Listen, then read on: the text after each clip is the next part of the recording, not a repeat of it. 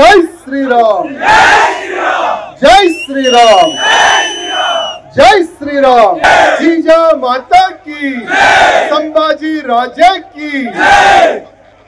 आज पेरापल्ला इस गांव में पहली बार आने का अवसर मुझे मिला है। जब साई कुमार और उनकी टीम जब आकर मुझसे मिली थी, हिंदी हो के ना, कुमार वाले टीम हो, छत्रपति शिवाजी महाराज विग्रह ఆవిష్కారానికి మీరు రావాలని వాళ్ళు వచ్చి కలిసినారు. నేను వాళ్ళకి ఎన్నా మీరు అసలు ఏ ఊరు నుంచి వస్తున్నారు? ఇప్పుడు నారాయణపేట అంటే నేను వేరే నారాయణపేట అనుకున్నా, కానీ ఇంకొక నారాయణపేట ఉందని నాకు ఇప్పుడు తెలుస్తుంది. అదే విధంగా నారాయణపేట జిల్లాలో పేరాపల్లా ఊర్లో ఛత్రపతి శివాజీ మహారాజ్ కి నమ్మే వాళ్ళు ఇంతమంది ఉన్నారని ఇప్పుడు తెలుస్తుంది. తమ్ముళ్ళారా, ఇవాళ ఛత్రపతి శివాజీ మహారాజ్ విగ్రహ ఆవిష్కారం జరిగింది. దేని గురించి అందరూ వినాలి, అరవద్దు, అర్థం చేసుకోవాలి. ఓకేనా? మా పెద్ద అమ్మడిది ఒక మాట చెప్పాలనుకుంటున్నా. ఎవరితో యుద్ధం చేస్తావు నువ్వు? యుద్ధం ఎవరితో చేస్తావు? మోదీ గారితో యుద్ధం చేస్తావా? గవర్నమెంట్ తో యుద్ధం చేస్తావా? లేక కమ్యూనల్ వైలెన్స్ అట్లాంటి క్రియేట్ చేసి మాతో యుద్ధం చేస్తావా? చెప్పు. అప్పుడు కూడా అడిగినాం, ఇప్పుడు కూడా అడుగుతున్నాం. ఇప్పుడు యుద్ధం గురించి మీరు మాట్లాడేంత మీ స్థాయి ఇప్పుడు లేదు. ఎందుకంటే మధ్యలోనే పహల్గాంలో ఈ టెర్రరిస్టులు పేరు అడిగి బట్టలు తీసి మన హిందువుల్ని ఎట్లా చంపినారు చూసినారు కదా. మళ్ళా మోదీ గారు ఏం చేశారు? పాకిస్తాన్ లో గుసాంచి చంపినారు. ప్రధానమంత్రి మోదీ గారు no compromise, only for fight చెప్తారు ప్రధానమంత్రి మోదీ గారు. No compromise. అట్లాంటి ఒక స్ట్రాంగ్ దేశం మనకు తయారైపోయింది తమ్ముళ్ళారా. అదే విధంగా ఇవాళ కొన్ని దినాల ముందు ఉత్తరప్రదేశ్ లో అన్నగారు కమలేష్ తివారీ అని ఒక మంచి హిందూ కార్యకర్త, అదే విధంగా ఇంకొక కార్యకర్త ఉండే, ఆయన పేరు తిరంగా యాత్ర అయిన తీసిండు చందన్ గుప్తా. ఈయన దోస్తు, మన వైరల్ దోస్తు. అదే విధంగా తిరంగా యాత్ర అంటే భారతదేశాన్ని, అంటే మనకు 15 ఆగస్ట్ 26 జనవరి వస్తుంది కదా, అప్పుడు తిరంగా యాత్ర చాలా పెద్ద యూత్నైనా తీసిండు చందన్ గుప్తా. ఆయన కూడా చంపేసినారు. ఆ ఇద్దరికి చంపేవాళ్ళు వేరే వేరే గ్రూప్, కానీ ఆ వేరే గ్రూప్ కి ఫైనాన్షియలీ ఫిజికలీ సపోర్ట్ చేయడానికి ఒక టీం తయారు చేసినారు వీళ్ళు. ఆ టీం ఎట్లాంటి టీం అంటే వాళ్ళకి డబ్బులు మీరందరూ చేయాలంటే ఛత్రపతి శివాజీ మహారాజ్ మార్గదర్శనంలో వెళ్ళాలి. హిందవీ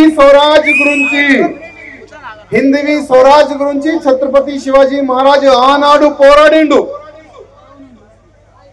అందుకోసం ఇవాళ యావత్ భారతదేశంలో హిందువులు ఉన్నారంటే ఆయన వల్లనే. లేకపోతే ఒక మాట అంటారు ఛత్రపతి శివాజీ మహారాజ్ గురించి చాలా మంది ఈ కవియోలు, काशी की कला जाती मथुरा मस्जिद होती, अगर शिवाजी ना होते तो हर हिंदू की सुन्नत होती. ఒకవేళ ఆ సమయంలో ఛత్రపతి శివాజీ మహారాజ్ లేకపోతే ఆ ఔరంగజేబ్ సైనికులు ప్రతి ఒక్క హిందూని పట్టుకొని కన్వర్షన్ చేసేది. ఒకవేళ ఆ సమయంలో ఛత్రపతి శివాజీ మహారాజ్ మన గురించి పోరాడకపోతే, తమ్ముళ్ళారా, ఛత్రపతి శివాజీ మహారాజు 19 ఫరవరి 1630 की शिवनेरी पुणे लो अदे पनी अफजल खान చేసిండు. छत्रपति ఛత్రపతి శివాజీ మహారాజ్ కి వెనుక నుంచి పోర్చనికి ప్రయత్నం చేస్తే ఛత్రపతి శివాజీ మహారాజ్ ఆ పులి గోర్ నుంచి కడుపు మొత్తం చింపేసిండు. మళ్ళా ఆ సయ్యద్ బండా ఛత్రపతి శివాజీ మహారాజ్ పైన అటాక్ చేస్తే మళ్ళా వీర్ జీవ ఆ సయ్యద్ బండా తల నరుకుతాడు. మళ్ళా అదే అఫ్జల్ ఖాన్ తల తీసి జీజామాత కాలు కాలా పెడతారు. అది మన ఛత్రపతి శివాజీ మహారాజ్. ఆయన ఒక మామ ఉంటారు, ఆయన మామ పేరు సాహిస్త్ ఖాన్. సాహిస్త్ ఖాన్ కి పిలుస్తారు. 1,00,000 సైన్యం ఇస్తారు. 1,00,000 సైన్యం ఇచ్చిన తర్వాత పూణేలో లాల్ మహల్ ఒకటి ఉంటది. లాల్ మహల్ లో ఆయన కబ్జా పెడతారు. 1,00,000 మంది సైన్యం మొత్తం గిరాంచుకుంటారు. ఆ సమయంలోనే మీరు భయపడి సాలాగాలు బురకా వేసుకున్నారు. మీరు ఇప్పుడు మీరు మాతో కొట్లాడతారా? మా రత్నం శివాజీ రత్నం.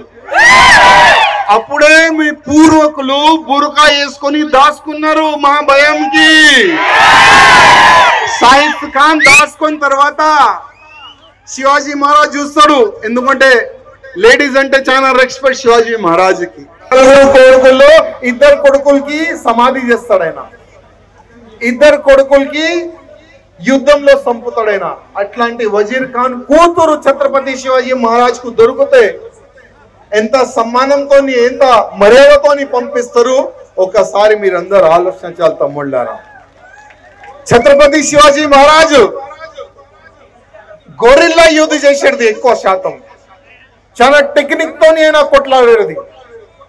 ఆయన ఛత్రపతి శివాజీ మహారాజు పేరు వింటే ఔరంగజేబు నిద్ర అవుట్. అంత భయం ఛత్రపతి శివాజీ మహారాజ్ అంటే తమ్ముళ్ళారా. ఔరంగజేబు ఏం చేయాలి, ఈ ఛత్రపతి శివాజీ మహారాజ్ కి ఎట్లా కంట్రోల్ చేయాలి, ఛత్రపతికి ఎట్లా పట్టుకోవాలి అని చాలా సార్ ఆయన ప్రయత్నం చేసిండు. కానీ ఎంత మందిని పంపించిండు, అంత మందిని నరికి పంపించిండు ఛత్రపతి శివాజీ మహారాజ్. ఒక అనౌన్స్మెంట్ జరుగుతుంది. అప్పుడు ఒకడు వస్తాడు అఫ్జల్ ఖాన్ అని. ఆయన హైట్ చాలా భయంకరమైన హైట్ ఉంటది. ఆయన ఎవరికైనా పట్టుకుంటే ఆ వ్యక్తి అక్కడనే చనిపోతాడు. అంత స్ట్రాంగ్ వ్యక్తి అఫ్జల్ ఖాన్. అఫ్జల్ ఖాన్ అంటారు, నేను గుర్రం పైన నుంచి కింద కూడా దిగాను, గుర్రం పైన నుంచి శివాజీకి ఇట్లా పట్టుకుంటా. నాకు 10,000 మంది సైనికులు కావాలి. 10,000 మంది సైనికులకి ఆయనకి ఇచ్చేస్తారు. ఎక్కడ గుడి కనబడితే ఆ గుడిని పలగొట్టాలి. ఏ ఊర్లో, ఏ జిల్లాలో, ఏ క్షేత్రంలో హిందువులు కనబడితే వాళ్ళకి సంపాలి. అదే ఔరంగజేబు ఒక పనిలాగా పెట్టుకుండు. ఔరంగజేబు ఒక కళ ఉండే, యావత్ భారతదేశానికి ఇస్లామిక్ దేశంగా చేయాలని ఆయన ఒక కళ ఉండే తమ్ముళ్ళారా. ఔరంగజేబు సైన్యం పోతున్నది. ఒక చిన్న గుడి కనబడింది. అక్కడ కొంతమంది హిందువులు మన ఆడోళ్ళక్క నిలబడ్డారు. సైన్యం చూసి మళ్ళీ ఔరంగజేబు చూసిన తర్వాత చూడండి అక్కడ జనాలు ఎందుకు జమ అయినారు. సైన్యం పోయిన తర్వాత అక్కడ జనాలని చూసి అక్కడ చూసిన తర్వాత అరే ఒక శివు గుడి ఉన్నది. ఔరంగజేబ్ కి చెప్తారు ఆ సైనికులు, ఆ లింగం పైన మూత్రం వేయాలి, ఆ లింగం పైన ఆవు మాంసం వేయాలి. అక్కడనే ఒక ఆవుని కట్ చేసిన తర్వాతనే ఆ లింగం ని మొత్తం ధ్వంసం చేయాలని ఆదేశం ఇస్తాడు ఔరంగజేబు. సైన్యం పోయిన తర్వాత ఆ గుడికి అపవిత్రం చేస్తారు. ఆ గుడి ఆ లింగం పై చిన్న పాప అక్కడనే ఒక ప్లేట్ లో కొన్ని పూలు, ఒక కొబ్బరికాయ పట్టుకొని ఆ గుడికి పూజనికి పోయి చూస్తుంది. ఆ చిన్న పాప ఏడుస్తుంది. ఆ చిన్న పాప అందరికి చూస్తుంది. ఇట్లా అందరు ఇట్లా తల వంచి నిలబడతారు. ఎందుకంటే తల పైకి చేస్తే తల కట్ చేసేది. అట్లాంటి ఆదేశం ఆ సమయంలో ఉండే. చిన్న పాప ఏడుస్తుంది, అందరిని చూస్తుంది. ఎవరు ఏమంటలేరు. అందరు ముందు ఆ లింగాన్ని ధ్వంసం చేసి ఆవు మాంసం వేస్తారు. మొత్తం ఆ గుడిని మొత్తం డిమాలిష్ చేస్తారు. మా రేవంత్ రెడ్డి గారు ఆయన ఫస్ట్ ఏబీవీపీ ఉండే. రేవంత్ రెడ్డి గారు రక్తంలోనే కూడా హిందుత్వం ఉండే, ఇప్పుడు తెలియదు.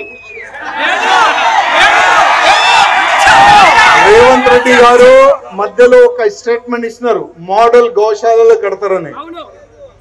రేవంత్ రెడ్డి గారికి నేను అప్పుడే చాలా మంచి ఆలోచన, దానికి హృదయపూర్వకంగా ధన్యవాదం కూడా నేను చెప్పిన. మీరు ఒక మంచి ఆలోచన పెట్టుకున్నారు. కానీ రేవంత్ రెడ్డి గారు మీరు కింద నుంచి వచ్చిన కార్యకర్త, కింద నుంచి ఒక కార్పొరేటర్ గా ఎమ్మెల్యే అయినారు, ఎమ్మెల్యే తర్వాత ముఖ్యమంత్రి అయినారు. మీకు అన్ని తెలుసు, గోమాత గురించి తెలుసు, గోమాత పిల్లల గురించి తెలుసు, గోమాత పూజ చేస్తే ఎంత పుణ్యం వస్తుంది మీకు అది కూడా తెలుసు. ఇక్కడ నుంచి తీసుకొని వస్తారు నేను అడుగుతున్నా. ఇవాళ వేల సంఖ్యలో తమ్ముళ్ళారా, వేల సంఖ్యలో హైదరాబాద్ సిటీ కాకుండా యావత్ తెలంగాణలో ఎక్కడెక్కడో స్లైడర్ హౌస్ కట్టి, ఎక్కడ ఆవు గౌమాతని సంపి, పిల్లలని సంపి, దొడలని సంపి, ఎద్దులని సంపి ఒక పెద్ద ఎక్స్పోర్ట్ అడ్డా మన తెలంగాణ అయిపోయింది. రేవంత్ రెడ్డి గారు దానిపైన మీరు దృష్టి పెట్టండి. ఇవాళ యావత్ గౌ భక్తుల నుంచి మీకు ఒక నివేదిక, మా గౌమాతని కాపాడండి, మా గౌమాతని కాపాడండి అని ప్రతి ఒక్క హిందూ కార్యకర్త మీతో కోరుకుంటున్నారు, మీకు రిక్వెస్ట్ చేస్తున్నారు.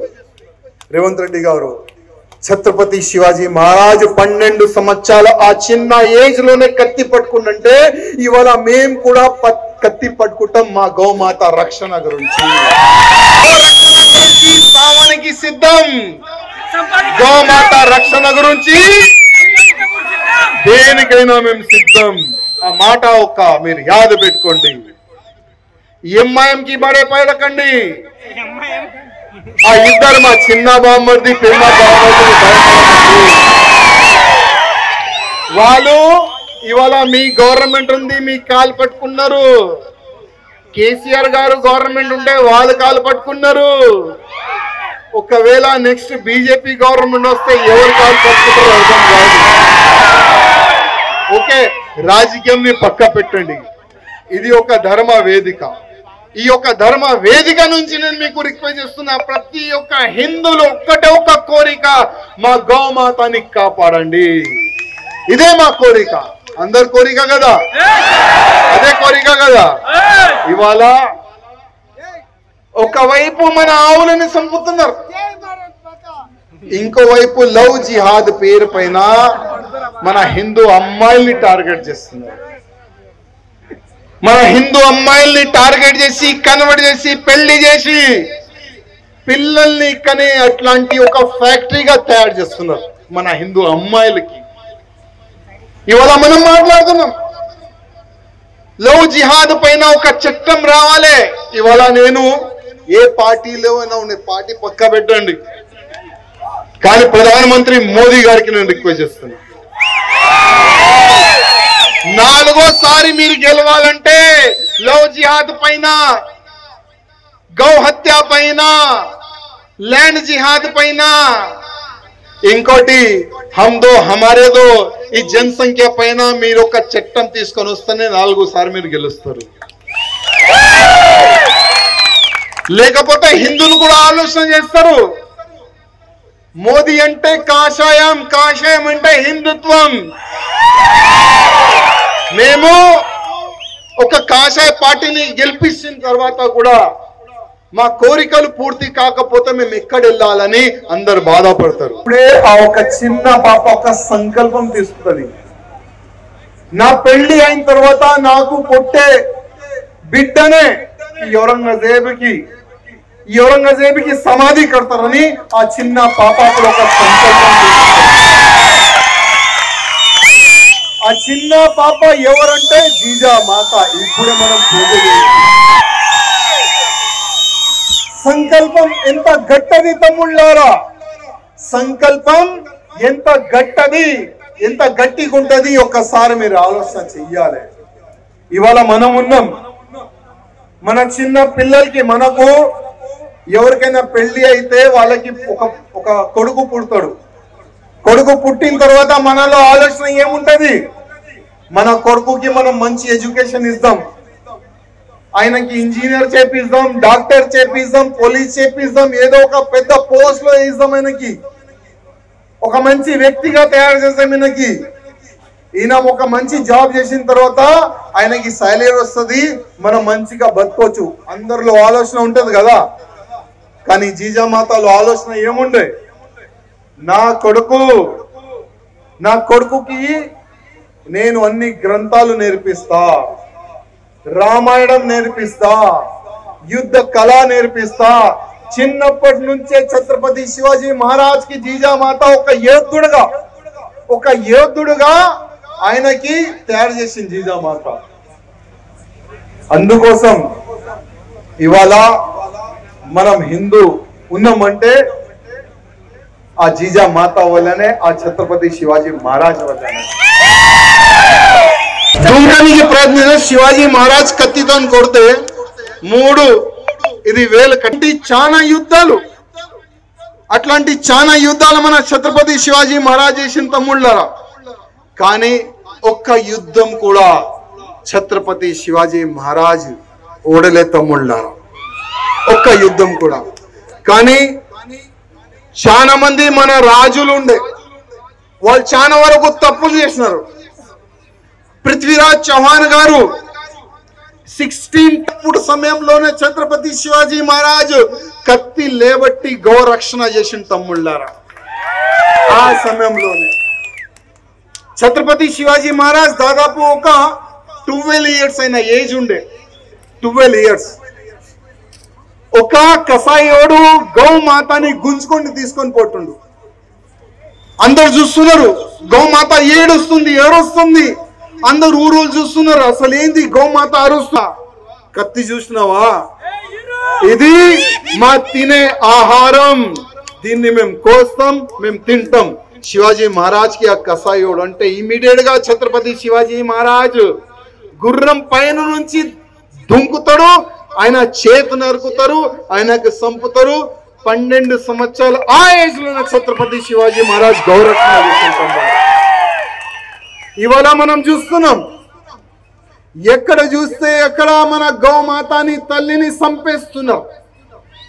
ఎక్కడ చూస్తే ఇప్పుడు మీ హైవే వస్తుంది కదా, ఆ హైవే నుంచి కూడా పెద్ద పెద్ద కంటైనర్లో ఆవు గాని గొడవలు గాని గౌమాత బిడ్డల్ని నింపుకొని తీసుకొని పోతున్నారు, సిటీకి తీసుకొని వస్తున్నారు. అక్కడ స్లైడర్ లో సంపి ఆ మాంసాన్ని ఎక్స్పోర్ట్ చేస్తున్నారు. ఒక 2 డేస్ ముందు శంషాబాద్ ఒక పోలీస్ స్టేషన్ లిమిట్ లో గౌరక్షకులు ఒక బండిని పడుకొని పోలీస్ స్టేషన్ కి తీసుకొని వెళ్తే ఎవరిపైన కేసు పెట్టాలి పోలీసు వాళ్ళు? ఎవరైనా ఇన్లీగల్ దొరలని తీసుకొని వస్తే వాళ్ళపైన పెట్టాలి కదా కేసు. కానీ ఆ కార్యకర్తల పైన కేసు పెట్టేసి అఫ్జల్ ఖాన్ కి, అరే అఫ్జల్ ఖాన్ నీ గురించి నేను చాలా విన్నా, నువ్వు చాలా స్ట్రాంగ్ అంట, నీకు చూస్తే అందరు భయపడతారంట, నేను కూడా భయపడుతున్నా, మనం ఇద్దరం సపరేట్ గా కలుద్దాం. ఆ అఫ్జల్ ఖాన్ ఏమనుకుంటారు, అరే నేను ఏదో అనుకున్నా, శివాజీకి ఏదో వెళ్ళిండు, నేను తోపు అనుకున్నా కానీ ఈయన ఎలుక వెళ్ళిండు, ఓకే కలుద్దాం. ఛత్రపతి శివాజీ మహారాజు అదే లేఖలో కింద రాస్తారు, నీ సైన్యం కూడా చాలా స్ట్రాంగ్ ఉందంట, నువ్వు 4 నేను 4 ఒక టెంట్ లో కలుద్దాం, నేను అది వ్యవస్థ చేస్తా. శివాజీ మహారాజు లేఖలో అది రాస్తాడు. అఫ్జల్ ఖాన్ ఓకే అంటారు. ప్రతాప్గఢ్ సైడ్, ప్రతాప్గఢ్ కిల్లాలో అక్కడనే ఒక వ్యవస్థ చేపిస్తారు ఛత్రపతి శివాజీ మహారాజు.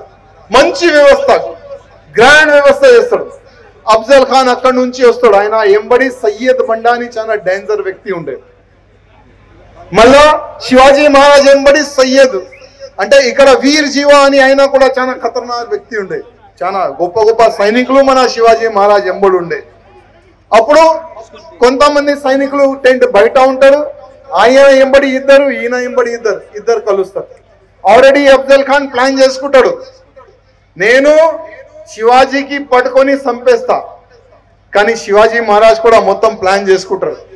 ఇప్పుడు మనం బుల్లెట్ ప్రూఫ్ జాకెట్ వేసుకుంటారు, కానీ అప్పుడే బుల్లెట్ ప్రూఫ్ జాకెట్ లాగా ఒక స్టీల్ గా ఒక కవర్స్ తయారు చేసుకుని, ఇక్కడ కూడా కవర్స్ తయారు చేసుకొని పులి గోర్లు ఇక్కడ దాచుకున్నాయి శివాజీ మహారాజ్.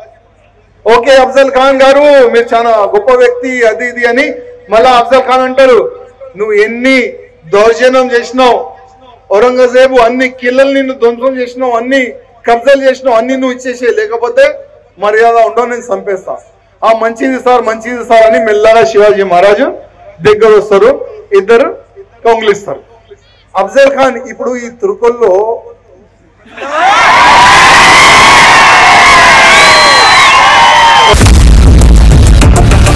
ఇండియా పాకిస్తాన్ తాజా అప్డేట్స్ కోసం డౌన్లోడ్ చేసుకోండి RTV లైవ్ యాప్